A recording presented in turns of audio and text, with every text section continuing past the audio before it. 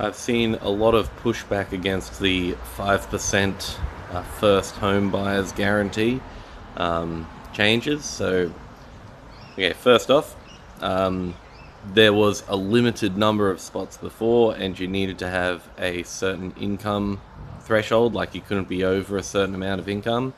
So they've gotten rid of that.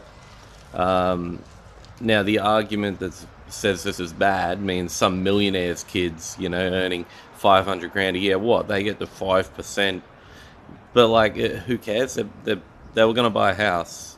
They probably were going to be guarantored or whatever anyway. Like, it really doesn't affect the rich people because the rich people's parents already have a house they can guarantor against and stuff.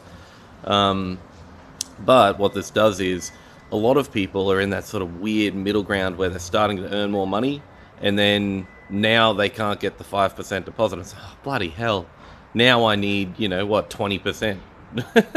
um, One of the biggest complaints over the last 10 years has been that, I'll never be able to own a home. And now Albo and Labor are doing something about that and saying, look, you can own a home. Yeah, like buying $1 million house, you need 50 grand.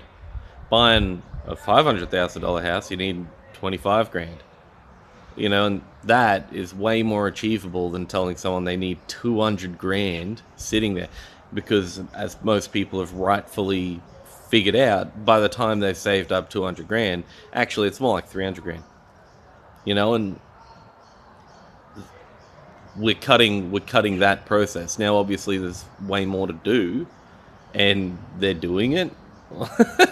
They should be building more homes. Okay, every state government is building more homes, and there's 18,650 in the pipeline from the half already.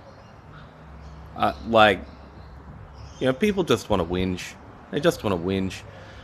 Yes, it will raise prices on houses. They estimate 0.5% over 6 years. Now, they've been spruiking this policy a bit.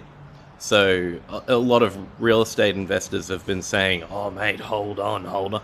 So, we probably will see a spike from the investors, hoping that all the demand will push everything up. Um, so, I don't know. I mean, you can't control all market forces, but it's not going to be the first home buyers who are pushing up prices of housing. They're just lucky enough to be able to do it with 5% now without needing to pay the bank insurance.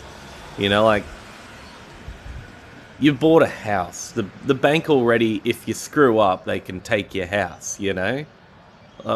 What's the lender's insurance? If the house burns down, you don't have home insurance? Is that it?